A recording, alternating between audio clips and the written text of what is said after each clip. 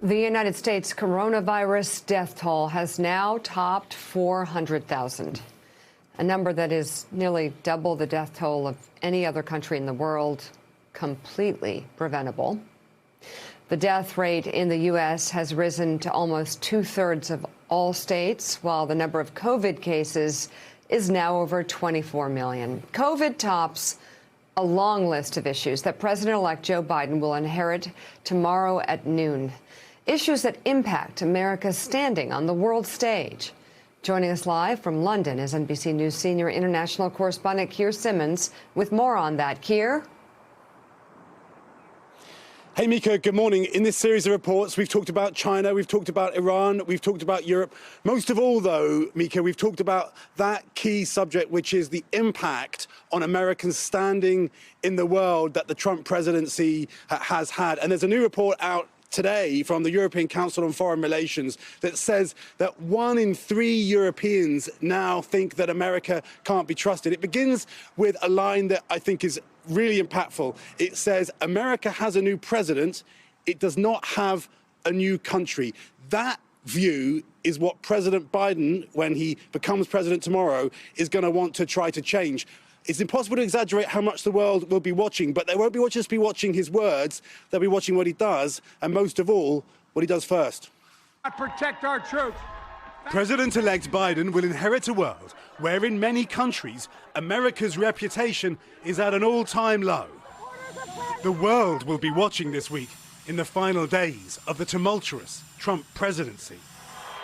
President-elect Biden has been clear, repairing America's standing overseas will begin at home.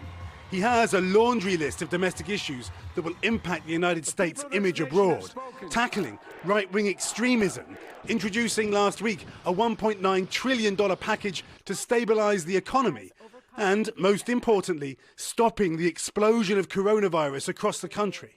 The first thing to understand is that so long as COVID rages out of control in the United States, we can't be effective internationally. We are the sick child of the world right now, and no one wants to hear from the United States until we get our own domestic crisis under control.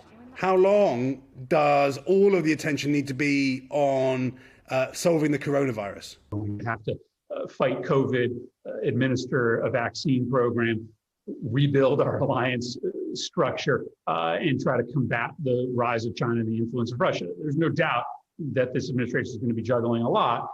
Biden plans to re-engage the World Health Organization after Trump announced plans to withdraw last year. Another move that will please America's allies. Biden has said he'll rejoin the Paris Climate Accord on day one. Again, Trump had pulled out. Mr. President, former Secretary of State John Kerry will be America's first ever climate czar.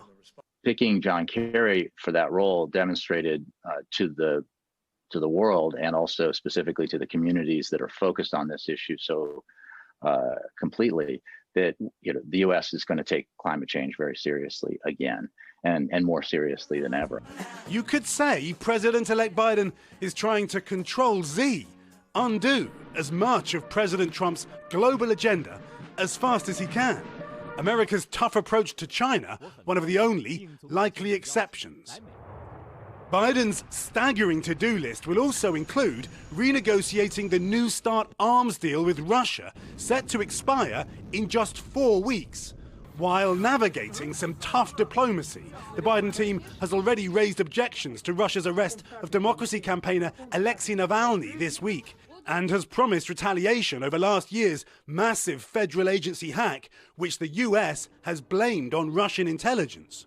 and I promise you, there'll be a response. He'll have to manage all this whilst turning the page on President Trump's questionable relationship with President Putin. The Biden administration recognizes the damage that the Trump administration has done to the reputation of the United States and even damage to the brand of democracy, because America represents democracy to many folks around the world. So, what happened at the Capitol, what happened for 4 years of Trumpism is something they're going to have to be very careful about as they talk about democracy as a central theme of their foreign policy agenda. Good afternoon, folks. President Biden will take office with an immense international inbox. And as of 12:01 p.m. on Wednesday, he'll be responsible for America's next chapter. Hey, thanks so much for watching our YouTube channel. You can follow up on today's top stories and breaking news, or catch up on your favorite MSNBC shows all in one place. Download the NBC News app today.